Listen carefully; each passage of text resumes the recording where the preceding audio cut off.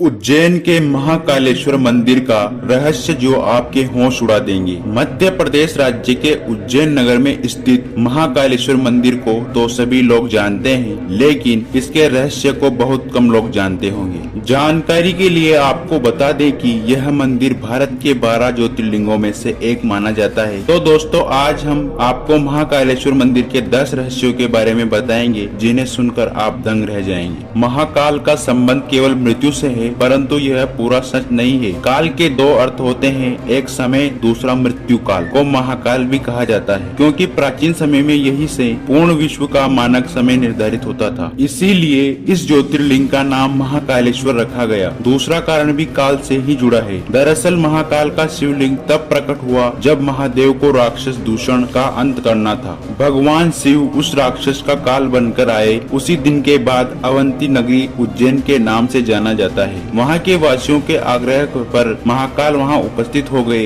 यह समय नकाल के अंत तक यहीं रहेंगे, इसीलिए भी इन्हें महाकाल कहा जाता है। उज्जैन का एक ही राजा है और वह है महाकाल बाबा। विक्रमादित्य के शासन के बाद यहाँ कोई भी राजा रात में नहीं रुक सकता है। जिसने भी यह दुस्साहस किया वह संकटों से गिरकर मारा गया। पौराणिक कथा और सिंहासन बत्तीसी की कथा के अनुसार राजा भोज के काल से ही यहाँ कोई राजा नहीं रुक सकता है। वर्तमान में भी कोई राजा या मुख्यमंत्री, प्रधानमंत्री आदि भी नहीं रुक सकते हैं। इससे जुड़े कई उदाहरण भी प्रसिद्ध हैं, जिनके बारे में आपको जानकर आश्चर्य होगा। एक बार देश के चौथे प्रधानमंत्री मोरारजी देसाई जब मंदिर के दर्शन के बाद रात में यहाँ रुके थे, तो उनकी सरकार अगले ही दिन गिर गई थी। ऐसे ही कर्नाटक के मुख्यमंत्री BS येदियुरप्पा भी उज्जैन में रुके थे, तो उन्हें कुछ ही दिनों के अंदर अपना इस्तीफा देना पड़ा था। कुछ लोग मानते हैं तो कुछ लोगों के मुताबिक महाकाल भगवान ही शहर के राजा हैं और उनके अलावा कोई और राजा यहाँ नहीं रुक सकता। जितना प्राचीन भगवान महाकाल का मंदिर है, उतना ही रहस्यमय यहाँ होने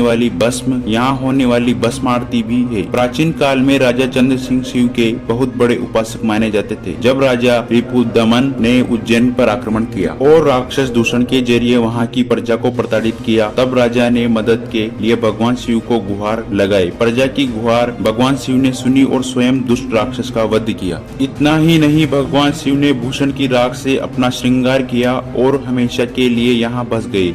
तो इस तरह से भस्म आरती की शुरुआत हुई। यहाँ पर भगवान शिव के शिवलिंग पर चिता की ताजी भस्म से आरती की जाती थी और इसी से श्रृंगार किया जाता था। एक कथित कथा के अनुसार प्राचीन काल में प्रतिदिन एक मुर्दे की राख से भस्म आरती की जाती, परंतु एक बार उज्जैन के शमशान में कोई भी शव नहीं मिलने के कारण उस समय पुजारी ने अपने ही पुत्र की बलि देकर उसकी चिता की राख से भस्म आरती की थी, जिसे भगवान महाकालेश्वर अत्यंत प्रसन्न हुए। उन्होंने पुजारी के पुत्र को जीवन दान देते हुए कहा, आज से उनकी आरती कपिला गाय के गोबर के कंडे अमलतास मिलाकर तैयार किए गए उनकी आरती नियमित रूप से की जाती है। राज संबंध श्रीनाथ चंद्रेश्वर मंदिर महाकालेश्वर मंदिर के बारे में तो आप सभी जानते ही होंगे, लेकिन आप में से शायद ही कोई भी ऐसा व्यक्ति होगा जो श्रीनाथ चंद्रेश्वर मंदिर को पहचानता होगा। वर्तमान में जो महाकालेश्वर ज्योतिर्लिंग है वह 3 खंडों में विभाजित है। निचले खंड में महाकालेश्वर, मध्य खंड में ओमकारेश्वर तथा उपखंड में श्री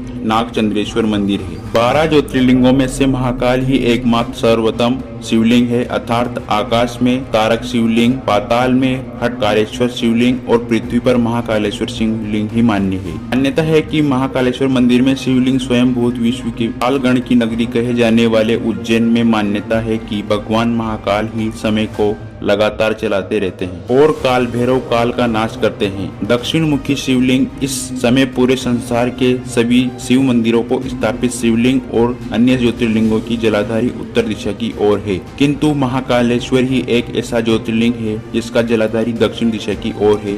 इसीलिए इन्हें दक्षिण मुख्य महाकाल के नाम से भी जाना जाता है। महाकाल से जुड़ी हुई है। यहाँ भैरव बाबा का मंदिर स्थित है। दुनिया का एकमात्र ऐसा मंदिर है जहाँ पूरी दुनिया में मंदिरों के आसपास से शराब की दुकानें हटा दी जाती है।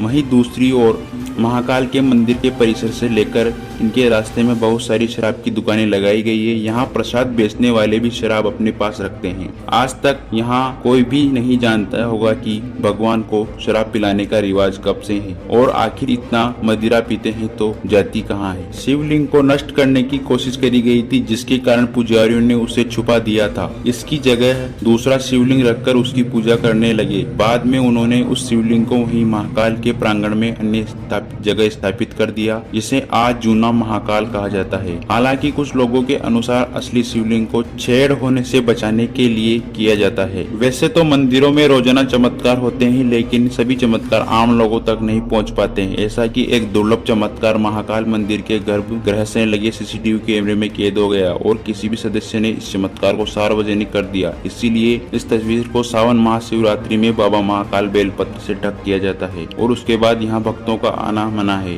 रात में एक अदृश्य शक्ति रात में मौजूद है जो कि महाकाल की पूजा कर रही है, इसलिए अभी तक कोई भी उत्तर नहीं दिया गया, परंतु साधुओं का मानना है कि यह घटना सत्य है।